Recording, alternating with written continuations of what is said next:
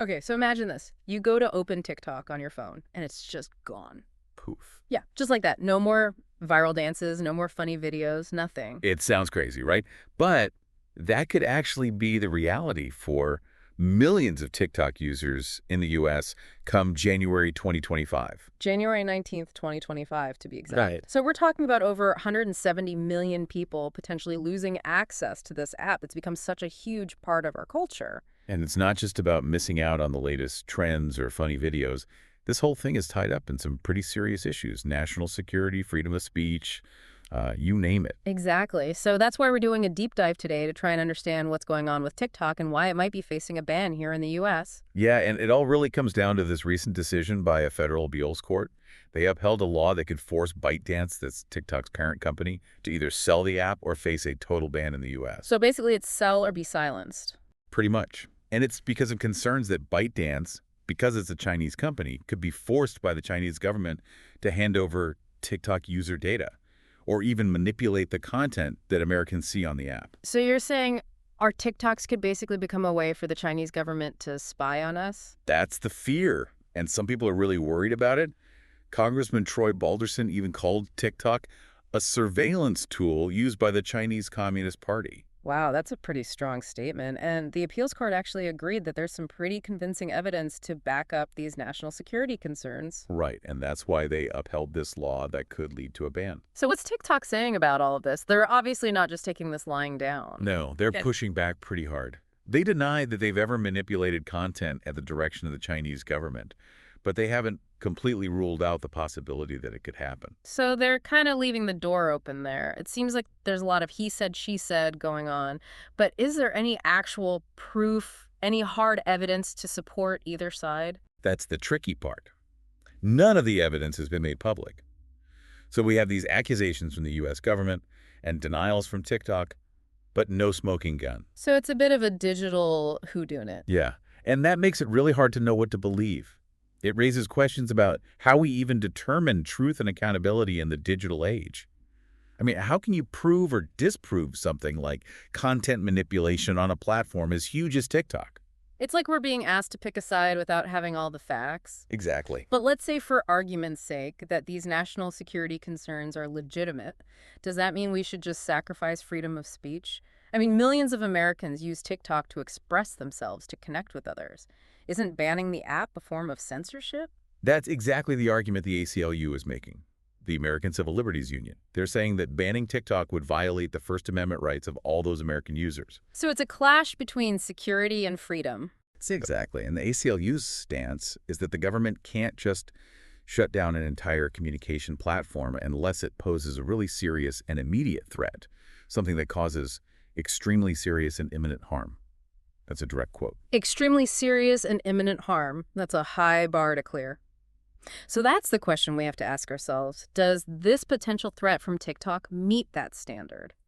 Are we willing to sacrifice a fundamental right, like freedom of speech, in the name of security? And it makes you think about other times when governments had tried to control information or access data, like the Snowden revelations a few years back.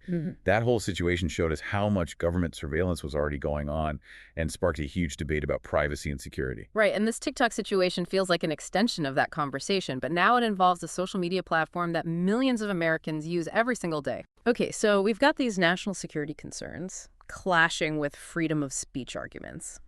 It's a lot to unpack. But where does TikTok itself stand in all of this? What are they doing to fight back against this potential ban? Well, they're definitely not going down without a fight. Oh, absolutely not. They're taking this all the way to the Supreme Court. Wow, so to the highest court in the land. Yeah, they're hoping the Supreme Court will see this as a clear First Amendment issue, and strike down that appeals court ruling. So they're really making a stand for free speech. They are. Their legal team is arguing that this whole thing is based on what-ifs and maybes. They're saying that there's no concrete evidence to support these claims of data security risks or content manipulation, and that banning TikTok would be straight-up censorship, silencing millions of American voices. So they're painting themselves as the underdog fighting for the little guy. Yeah, there's definitely an element of that to their strategy. They're really highlighting the impact a ban would have, on everyday TikTok users, on creators, on all the small businesses that rely on the platform. Putting a human face on it. Exactly, trying to rally public support by sharing those personal stories. But couldn't you also argue that TikTok is being truthful when they deny manipulating content? I mean, is it fair to assume they're automatically guilty just because some people are suspicious? That's a really good point, and without concrete evidence, it's tough to say for sure. And that's what makes this whole situation so tricky, right? We're dealing with a lot of unknowns, a lot of gray areas. It's hard to know who to trust or what to believe. It really is, and it highlights how complex it is to try and regulate online platforms, especially ones with ties to foreign governments.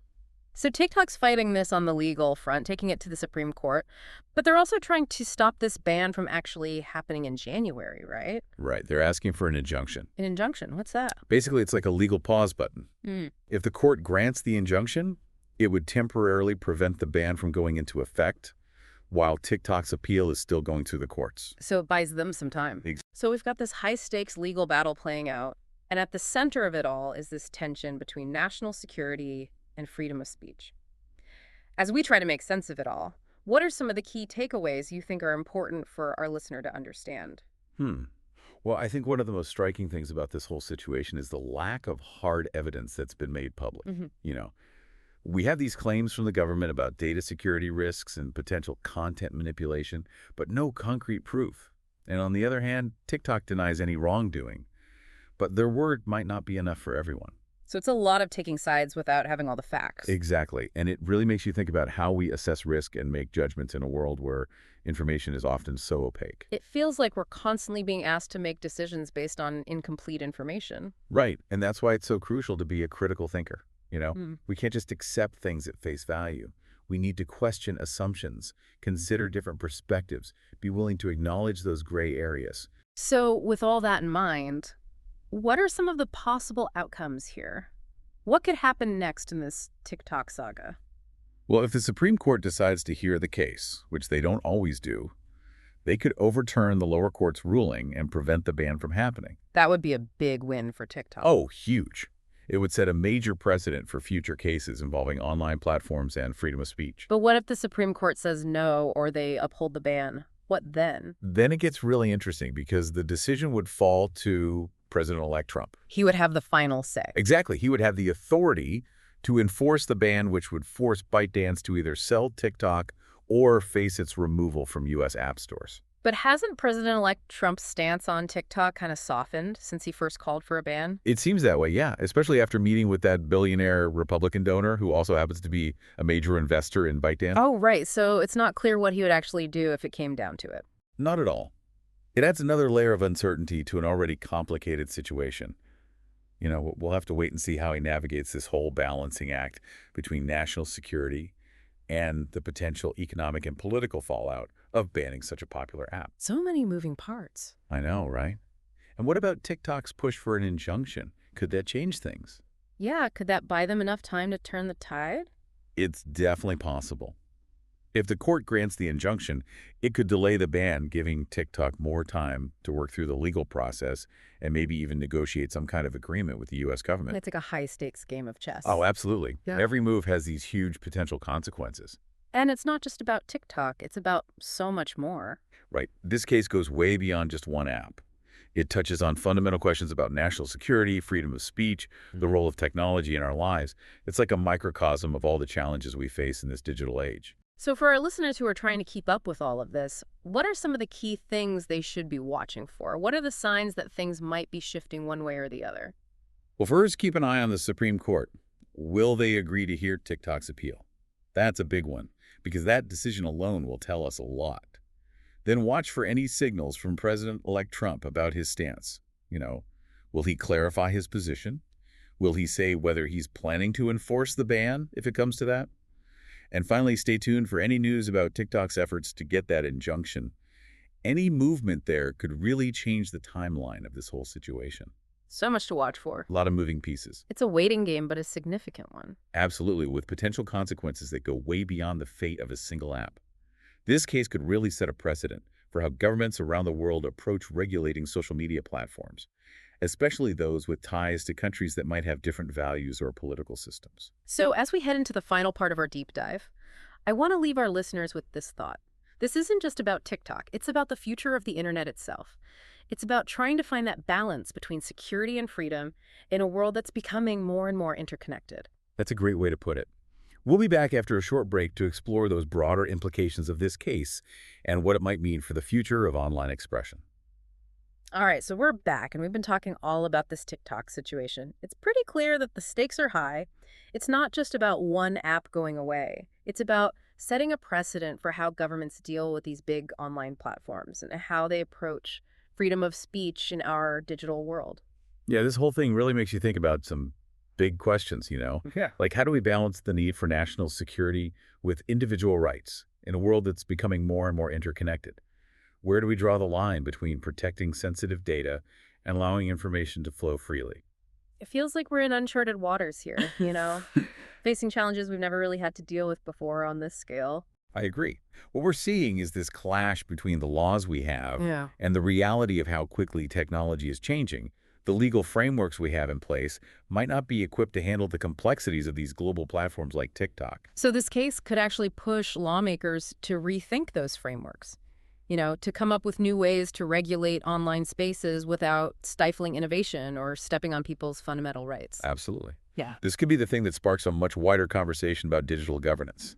Yeah. How do we create a system that protects both national security and individual liberties in the online world? That's a big question. So as we wrap up this deep dive, what are some of the key things you want our listeners to take away from all of this? Well, first of all, remember that this TikTok saga is far from over. Yeah. There's still a lot of unknowns, and the final outcome is anyone's guess. So much could still happen. Right? The legal battles are still going on, the political landscape is constantly shifting, and who knows what twists and turns are still to come.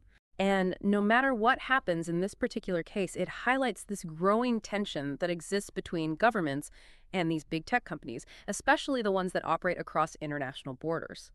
Yeah, we're probably going to see more situations like this in the future as governments try to figure out how to deal with these massive global platforms that have so much reach and influence.